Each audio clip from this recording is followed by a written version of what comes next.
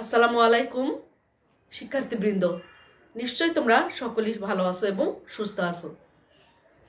বরাবরের মতো আজকেও আমি হাজির হয়েছি কলেজ কর্তৃক আয়োজিত অনলাইন ক্লাসে। আজকে আমি ডিগ্রি প্রথম বর্ষের সমাজবিজ্ঞান প্রথম পত্র নবম অধ্যায়, এই অধ্যায়ে যা আলোচনা করব সেটা হচ্ছে পুঁজিবাদ, ক্যাপিটালিজম। তোমরা জানতে পারবে যে ক্যাপিটালিজম বা পুঁজিবাদ কাকে বলে, পুঁজিবাদের সংজ্ঞা,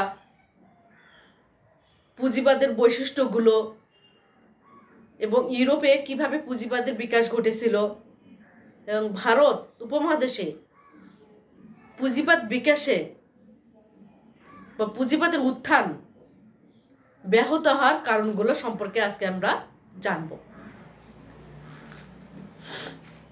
পুঁজিবাদী সমাজ যেটা,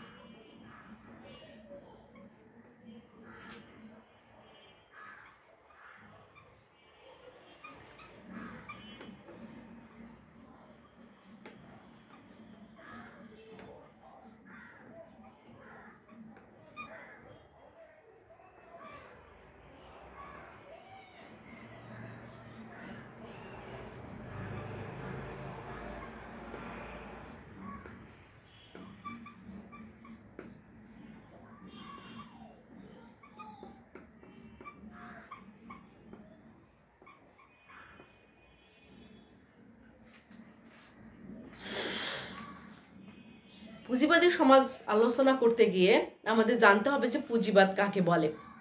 আজ সারা বিশ্ব প্রত্যক্ষ এবং পরোক্ষভাবে পুঁজিবাদী অর্থনীতির সাথে যুক্ত।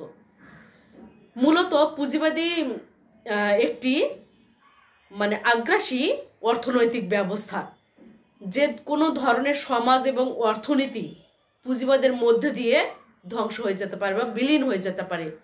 তো বিশ্ব অর্থনীতিতে পুঁজিবাদ আজ অপ্রতিদ্বন্দ্বী এবং একটা এসেনশিয়াল হয়ে উঠেছে।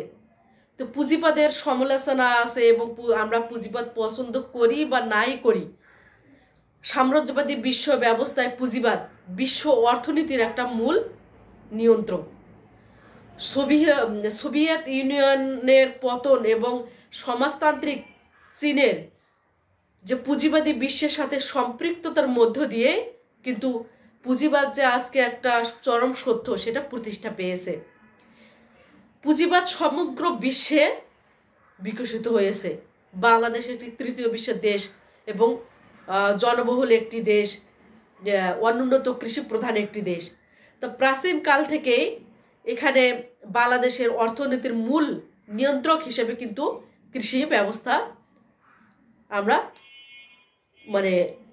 চলে আসছে। তো দেখা যাচ্ছে এই পুঁজিবাদ বা ক্যাপিটালিজম কাকে বলে, ডেফিনেশন অফ ক্যাপিটালিজম। তা পুঁজিবাদ বলতে এমন একটি আর্থসামাজিক রাজনৈতিক ব্যবস্থাকে বোঝায় যেখানে উৎপাদন উপায়ের অর্থাৎ উপকরণ বা যন্ত্রের মালিকানা ও পুঁজির নিয়ন্ত্রণ ব্যক্তির হাতে সংরক্ষিত থাকে এবং মুক্ত শ্রমিকের মাধ্যমে বাজারের জন্য যে উৎপাদন করা হয় যার মূল লক্ষ্য থাকে মুনাফা অর্জন।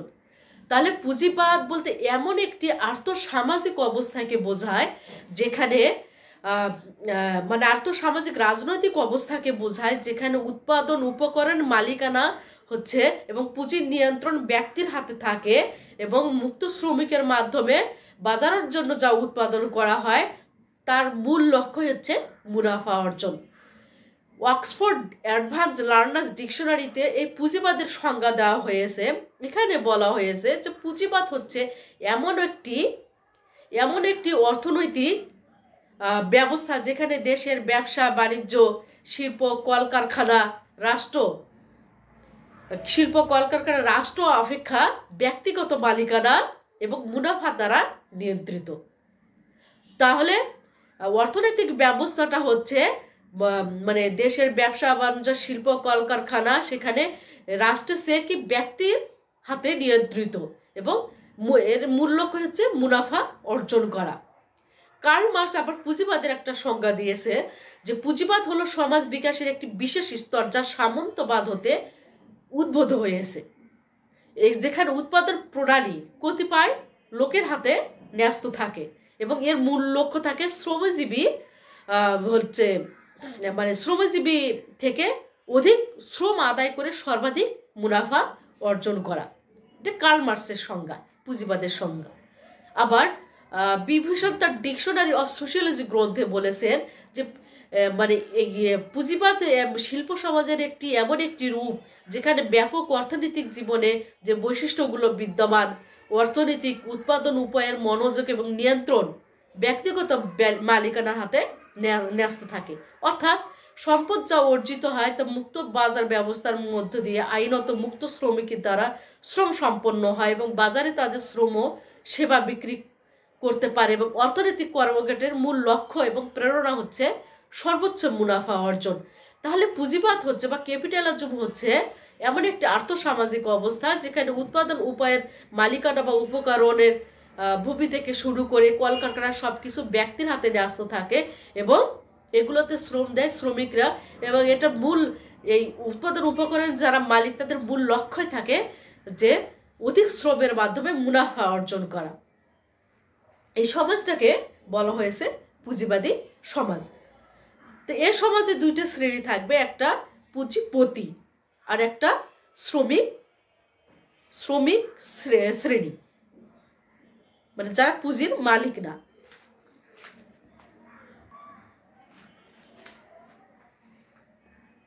পুঁজিবাদের বৈশিষ্ট্য।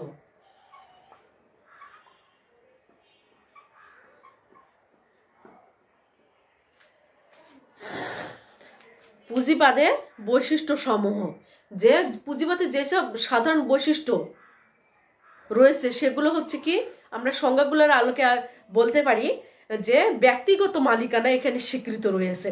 অর্থাৎ পুঁজিবাদের প্রথম এবং প্রধান বৈশিষ্ট্য হচ্ছে এখানে ব্যক্তিগত মালিকানা স্বীকৃত, অর্থাৎ পুঁজি এবং সম্পদের রাষ্ট্রীয় অপেক্ষা ব্যক্তি মালিকানাকে অধিক গুরুত্ব দেওয়া হয়েছে এবং পুঁজিবাদের ভিত্তি হচ্ছে ব্যক্তিগত মালিকানা। দ্বিতীয়ত বৈশিষ্ট্য বলতে পারি যে সম্পদের নিয়ন্ত্রণ থাকে স্বল্প সংখ্যক মানুষের হাতে, অর্থাৎ পুঁজিবাদ খুব কম সংখ্যক মানুষের সম্পদ নিয়ন্ত্রণ করতে পারে। গুটি কয়েক মানুষ বা কোম্পানি পুঁজিবাদী এই অর্থনীতির মূল নিয়ন্ত্রক বা চালিকা শক্তি। এরাই সমাজের সাধারণ শ্রমজীবী মানুষের থেকে অতিরিক্ত মানে সারপ্লাস লেবারটা শোষণ করে সম্পদের পাহাড় গড়ে তোলে এই গুটি কয়েক ব্যক্তি।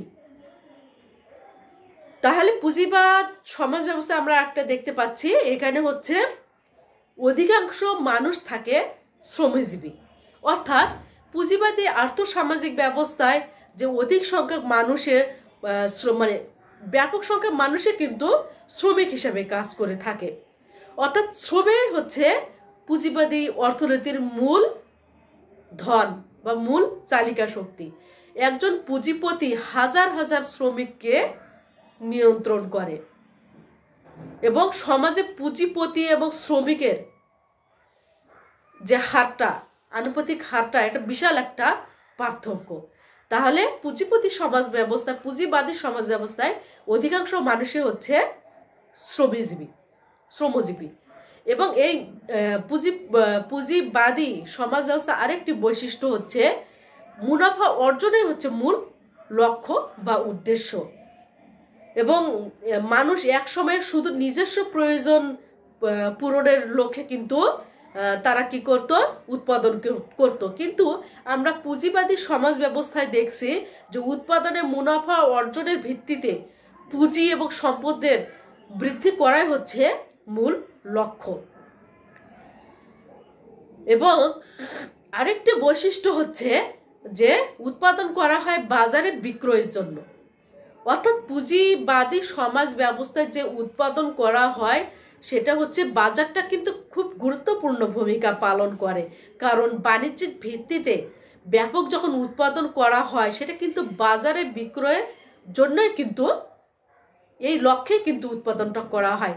তাই পুঁজিবাদী আর্থসামাজিক ব্যবস্থায় বাজার ব্যবস্থা কিন্তু একটা অপরিহার্য বৈশিষ্ট্য। মুক্ত শ্রমিকের শ্রমের মূল উৎস। তাহলে পুঁজিবাদী সমাজ ব্যবস্থায় আমরা দেখতে পাচ্ছি যে মুক্ত শ্রমিকই কিন্তু শ্রমের মূল উৎস। অর্থাৎ দাস ও সামন্ত যুগে মুক্ত শ্রমিক কিন্তু ছিল না।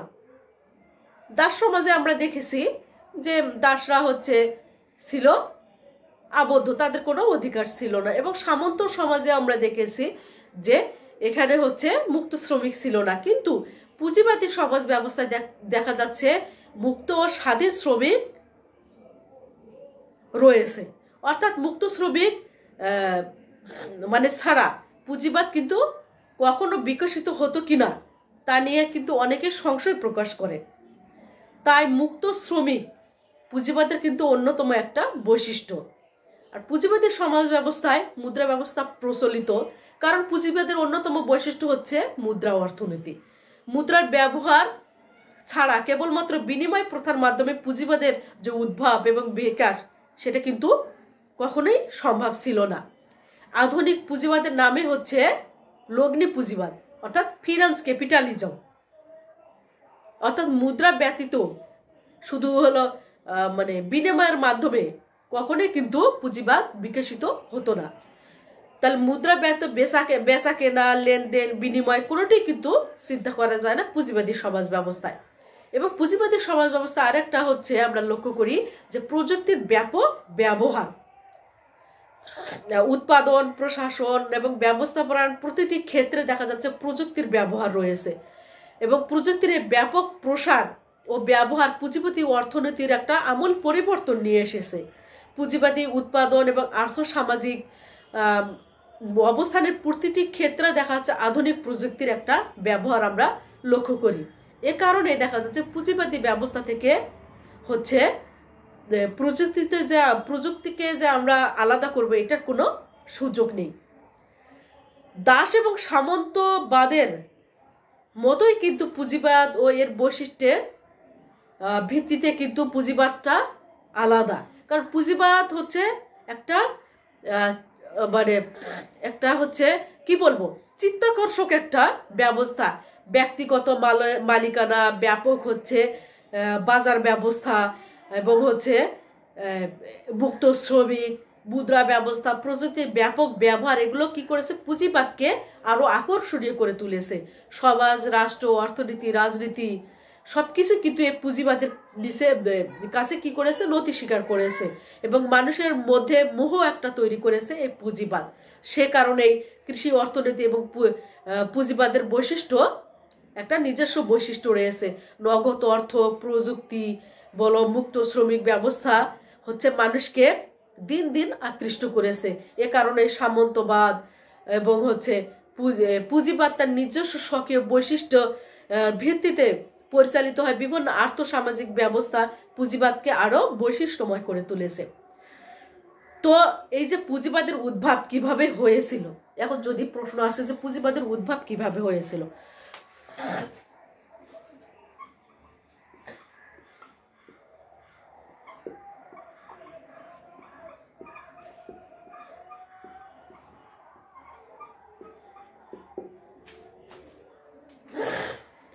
এই পুঁজিবাদ হঠাৎ করে কিন্তু একদিনে প্রতিষ্ঠিত হয়নি। সামন্তবাদের পরে ধীরে ধীরে কিন্তু এই পুঁজিবাদটা বিকশিত হয়েছিল। এক্ষেত্রে অবশ্যই ব্যক্তিগত মালিকানা, রাষ্ট্রীয় পোষকতা এগুলো কিন্তু একটা নিয়ামক হিসেবে কাজ করেছে। তা পুঁজিবাদ উদ্ভবের ক্ষেত্রে অধিক যেটা অগ্রগতি হয়েছে সেটা ব্যক্তিগত মালিকানার ভিত্তিতে ব্যবসা প্রতিষ্ঠান গড়ে তোলা হয়েছিল এবং আধুনিক ব্যবসায়ের যে কার্যকলাপগুলো ওই ব্যাবিলনে যে আধুনিক প্রযুক্তির ব্যবহার হয়েছিল সেগুলো কিন্তু একটা বড় ফ্যাক্ট হিসেবে কাজ করেছিল পুঁজিবাদ উদ্ভবের ক্ষেত্রে। এবং হচ্ছে প্রাচ্যের কিছু দেশে বিপুল পরিমাণে সম্পদ সঞ্চয়, ব্যক্তিগত মালিকানাধীন সম্পদের একটা মানে প্রচলন শুরু হয়েছিল। ব্যবসা মানে সম্প্রসারণের ক্ষেত্রে মানে সঞ্চিত যে তহবিল, এই টেন্ডেন্সিগুলো পুঁজিবাদ বিকাশে একটা বড় নিয়ামক হিসেবে কাজ করেছিল। গ্রিসেও দেখা যাচ্ছে ব্যাপক শিল্প এবং বাণিজ্যিক উদ্যোগ একটা লক্ষ্য করা গিয়েছিল, এবং হচ্ছে গ্রিস অপেক্ষা রোমে পুঁজিবাদ কিন্তু বেশি অগ্রগতি লাভ করেছিল। কিন্তু রোমের ব্যবসা বাণিজ্য অভিজাত শ্রেণীকে আকৃষ্ট ততটা করতে পারেনি, যেটা হচ্ছে হলো গ্রিসে করেছিল। তা প্রাচীন সমাজে পুঁজিবাদের অনেকগুলো বৈশিষ্ট্য বিদ্যমান রয়েছে। সে সময় ব্যক্তিগত মালিকানা, বাজার ব্যবস্থা বলো, ব্যবসা বাণিজ্যের একটা আন্তর্জাতিক রূপ, মুনাফার জন্য কলকারখানা ভিত্তিক একটা উৎপাদন শুরু হয়েছিল, ব্যাংকিং ব্যবস্থা এগুলো তৈরি হয়েছিল। কিন্তু রোমান সাম্রাজ্যের পতন এবং এর যে ধ্বংসযজ্ঞ এবং এর যে অভ্যুত্থান ইত্যাদি এই বৈশিষ্ট্যগুলোকে অনেকটা দুর্বল করে তোলে। তো এই পুঁজিবাদের যে উন্মেষের স্তরগুলো, বণিক ধনতন্ত্র, শিল্পভিত্তিক ধনতন্ত্র, অর্থনৈতিক পুঁজি বিনিয়োগ ধনতন্ত্র, কার্ল মার্ক্সের মতো যে সামন্ততন্ত্রের গর্ভে কিন্তু ধনতান্ত্রিক উৎপাদন ব্যবস্থার বীজ নিহিত ছিল। তো এই যে ক্রমে বিকাশ প্রক্রিয়া ধনতন্ত্র দুইটি স্তর অতিক্রম করেছিল, একটা প্রাগ একচেটিয়া এবং একটা একচেটিয়া। তো এই হলো স্তরগুলো পার হয়ে কিন্তু পুঁজিবাদের একটা উদ্ভব ঘটেছিল। তাহলে এই সামন্তবাদ থেকে পুঁজিবাদের বিকাশ কিভাবে হয়েছিল? সামন্তবাদ থেকে পুঁজিবাদের বিকাশ কিভাবে হয়েছিল? তো সামন্তবাদ থেকে পুঁজিবাদের বিকাশ ঘটাতে বহু আন্দোলন, সংগ্রাম এবং বিপ্লবের একটা হচ্ছে মানে মাধ্যমে কিন্তু পুঁজিবাদের বিকাশ ঘটেছিল। রোমান সভ্যতার পতনের মধ্য দিয়ে সমগ্র ইউরোপ জুড়ে যখন মানে বিশৃঙ্খল অবস্থায় একটা বিরাজ করছিল, তখন কিন্তু ধনীদের নিরাপত্তার স্বার্থে সামন্তবাদী সমাজ ব্যবস্থা গড়ে ওঠে। ভূমি মালিকানের উপর যে এই সামন্ত ব্যবস্থা গড়ে উঠেছিল, পরবর্তীতে সামন্তবাদ চরমভাবে যখন বিকাশ লাভ করে, অষ্টাদশ শতকে সামন্তবাদের পতনের পরে কিন্তু পুঁজিবাদের উদ্ভব ঘটে। তবে এই সামন্তবাদ থেকে কিভাবে পুঁজিবাদের বিকাশ ঘটে সেটা হচ্ছে অর্থ বিনিময়ে ভূমিদাসদের মুক্তি করা হয়েছিল। অর্থাৎ সামন্ত ব্যবস্থায় ভূমিদাসরা ভূমির সাথে বাধা ছিল। যখন ভূমি হস্তান্তরের সাথে সামন্ত পূর্বদের মধ্যে ভূমিদাস হস্তান্তর, এটাও একটা তাদের মধ্যে রীতি ছিল। এতে কি হতো, ভূমিদাসদের কোনো ভাগ্যের পরিবর্তন হতো না, তারা সবসময় শোষিত ছিল।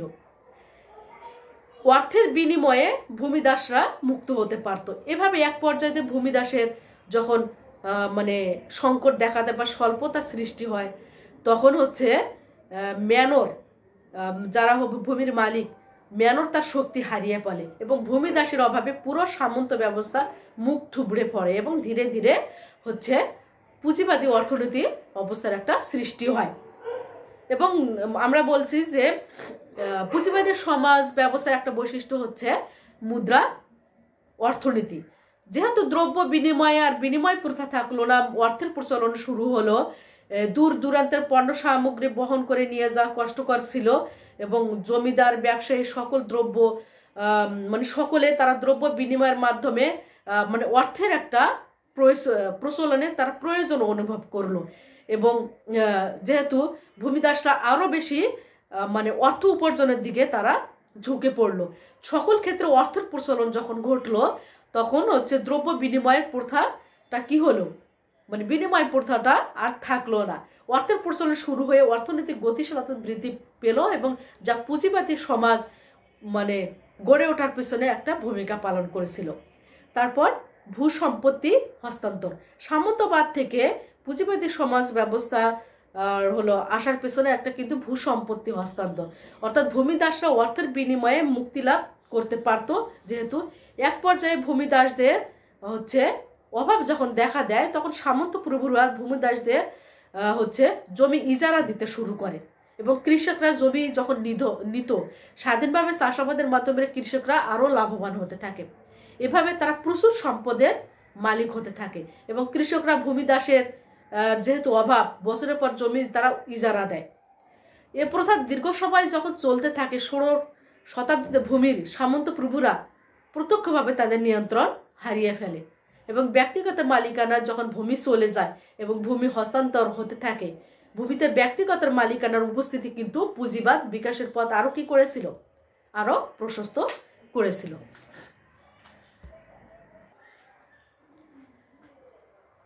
এই পুঁজিবাদ বিকাশের আরো সামন্তবাদ থেকে পুঁজিবাদ বিকাশের একটা কারণ ছিল মহামারী।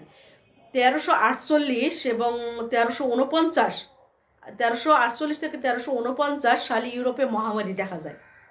ওই সময় ইউরোপের সব জায়গায় আঘাত হানে এই মহামারী এবং বিপুল সংখ্যক মানুষ মারা যায়। এক্ষেত্রে দেখা যাচ্ছে যে চতুর্দশ শতাব্দীর কালো বছর হিসেবে ওই শতাব্দীটাকে কিন্তু আখ্যায়িত করা হয়। কৃষিক্ষেত্রে শ্রমিকের অভাব সৃষ্টি হয় এবং যেহেতু শ্রমিকের অভাব, সেক্ষেত্রে দ্রব্য সামগ্রীর মূল্য একটা বৃদ্ধি পায় এবং শ্রমিক স্বল্পতার কারণে কিন্তু শ্রমের মূল্যটা বৃদ্ধি পায়। এই মহামারী কিন্তু পুঁজিবাদ বিকাশে একটা গুরুত্বপূর্ণ ভূমিকা পালন করেছিল এবং কৃষি ভূমিকে চারণভূমিতে রূপান্তর, অর্থাৎ ভূমি দাসের স্বল্পতা, শ্রমের ঊর্ধ্বমূল্য ইত্যাদি কারণে সামন্ত প্রভুরা ভূমিতে কি ফসল উৎপাদনে তারা একটা মানে অনিশ্চয়তা একটা দেখা দেয় এবং ফসল ফলানোর পরিবর্তে তারা পশুপালন করার দিকে মনোনিবেশ করে এবং পশুপালনে যেহেতু শ্রমিক কম লাগে সেহেতু তারা এটাকে বেশি লাভজনক মনে করে এবং এভাবে বহু সংখ্যক কৃষি জমি কিন্তু পশুপালনের চারণভূমি হিসেবে ব্যবহৃত হয় এবং কৃষি ফসল ফলানোর পরিবর্তে তারা পশুপালন করাটাই বেশি মনোনিবেশ করে এবং এভাবেই দেখা যাচ্ছে সামন্তবাদের একটা মানে বিলুপ্ত হয়ে পুঁজিবাদ সমাজ ব্যবস্থাটা গড়ে ওঠে এবং এই পুঁজিবাদী সমাজ ব্যবস্থা আর একটা বিশেষ কারণ ছিল গড়ে ওঠার পেছনে শক্তিশালী রাজতন্ত্রের একটা উদ্ভব ঘটেছিল। যে সামন্তবাদের কেন্দ্র শাসন বলে কিন্তু তেমন কিছু ছিল না। সামন্ত প্রভুরা নিজ নিজ জমিদারিতে স্বাধীন ছিল, কিন্তু এক শ্রেণীর যারা মানে ক্ষমতা লোভী রাজন্যবর্গ তাদের রাজ ক্ষমতা প্রতিষ্ঠার জন্য কিন্তু সবসময় চেষ্টা করত। পঞ্চদশ শতকে এই রাজন্যবর্গরা তাদের কি করছে, রাজত্বটা কিন্তু পূর্ণ প্রতিষ্ঠা করলো এবং দেখা যাচ্ছে ক্ষমতাকে শক্তিশালী করার জন্য তারা তাদের যে পার্শ্ববর্তী অঞ্চলগুলো সেগুলো তারা ক্রমান্বয়ে দখল করতে থাকে এবং এ পর্যায়ে তারা একটা কেন্দ্রীয় শাসনের একটা উদ্ভব ঘটে এবং সামন্তবাদের বিলুপ্তি ঘটে, পুঁজিবাদের একটা বিকাশ ঘটে এবং এখানে দেখা যাচ্ছে সামন্তবাদ যখন শেষের পথে সেখানে একটা বুর্জোয়া শ্রেণী এবং সামন্ত প্রভুদের একটা বিরোধ দেখা দেয় এবং বুর্জোয়ারা কৃষকদের শহরে আকৃষ্ট করে এবং সামন্ত প্রভু এবং বুর্জোয়াদের মধ্যে একটা বিরোধ সৃষ্টি হয়।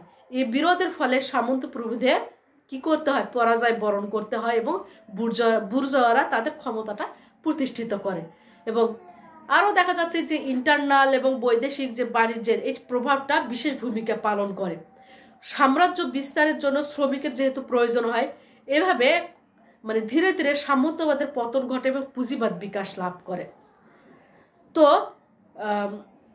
আমরা বলতে পারি যে কোনো সমাজ ব্যবস্থায় কিন্তু পৃথিবীতে স্থায়ী রূপ লাভ করতে পারেনি। আমরা আদিম সমাজ দেখেছি, সেটা শেষ হয়ে দাস সমাজ প্রতিষ্ঠা লাভ করেছিল, তারপর সামন্তবাদ এবং সামন্তবাদের পর আমরা দেখলাম যে পুঁজিবাদী সমাজ, কিন্তু কোনো সমাজে একটা স্থায়ী রূপ লাভ করতে পারেনি। পরবর্তীতে আমরা দেখতে পাই যে পুঁজিবাদী সমাজ ব্যবস্থা পর যে সমাজটা আমরা দেখতে পাই সেটা হচ্ছে সমাজতান্ত্রিক সমাজ ব্যবস্থা। তা মানুষ নতুন সমাজে বসবাস করতে গিয়ে তারা তাদের প্রয়োজনে আরেকটি নতুন সমাজ ব্যবস্থা গড়ে তুলেছে। ইউরোপে কৃষিভিত্তিক যে সামন্তবাদ মানুষের নতুন নতুন চাহিদা মেটাতে সক্ষম ছিল, কিন্তু পরবর্তীতে আর তারা সেটা পূরণ করতে পারেনি। ফলে শিল্পভিত্তিক একটা পুঁজিবাদ বিকাশের একটা প্রয়োজন তখন দেখা দিয়েছিল। তো শিক্ষার্থীরা, এখানে একটা আমরা যে ইউরোপে পুঁজিবাদ বিকাশ কেন হয়েছিল,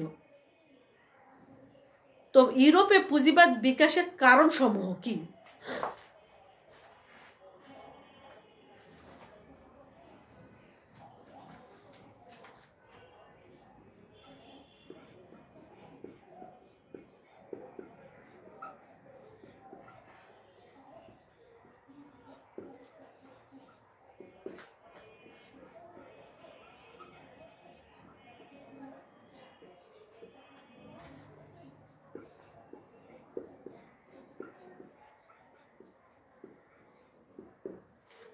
ইউরোপে পুঁজিবাদ বিকাশের কারণ, যে ইউরোপে মানে আমরা যে পুঁজিবাদ আধুনিক যুগের সূচনা করেছিল নগরায়ন এবং শিল্পায়ন বিকাশের মধ্য দিয়ে কিন্তু এই পুঁজিবাদটা আরো বেশি শক্তিশালী হয়েছিল। তো ইউরোপে যে পুঁজিবাদ বিকাশ ঘটেছিল, পুঁজিবাদ বিকাশের কারণে মানে আলোচনা করতে গিয়ে বিভিন্ন সমাজ বিজ্ঞানী এবং মনীষী ভিন্ন ভিন্ন মতামত হলো তাদের দিয়েছেন। যেমন ম্যাক্স ওয়েবার যে পুঁজিবাদ বিকাশের কারণ হিসাবে প্রধানত প্রোটেস্ট্যান্ট হলো এবং হচ্ছে তার যুক্তিবাদের কথা উল্লেখ করেছে। তার মতে হলো ম্যাক্স ওয়েবারের মতে যে মানুষ জীবনের মান উন্নয়নের জন্য যখন হচ্ছে সম্পদ সংগ্রহ এবং সঞ্চয় করে তখনই ধীরে ধীরে পুঁজিবাদের উদ্ভাব ঘটে, ম্যাক্স ওয়েবার বলেছে। এবং পুঁজিবাদ উদ্ভাবের জন্য তিনি দুটি কারণকে দায়ী করেছেন, একটি হচ্ছে অর্থনৈতিক এবং আর একটি রাজনৈতিক। অপরদিকে কার্ল মার্কস হচ্ছে বৈষয়িক এবং বস্তুতান্ত্রিক দিকের উপর বেশি গুরুত্ব দিয়েছে। তার মতে, কার্ল মার্কসের মতে যে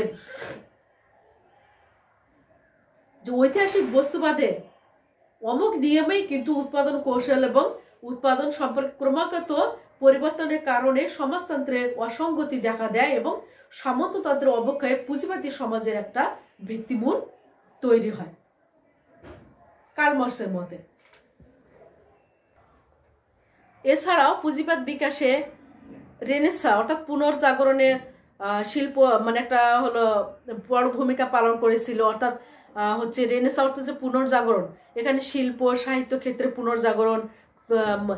ত্রয়োদশ শতাব্দীতে ইউরোপে এই আন্দোলন সূত্রপাত ঘটে এবং এই নতুন জ্ঞান মানুষের কে কি করে, নতুনভাবে একটা জাগ্রত করে এবং মানুষের মনকে উদার, প্রসারিত এবং মহান করে দেয় এবং তাদের দৃষ্টিভঙ্গির একটা চেঞ্জ নিয়ে আসে।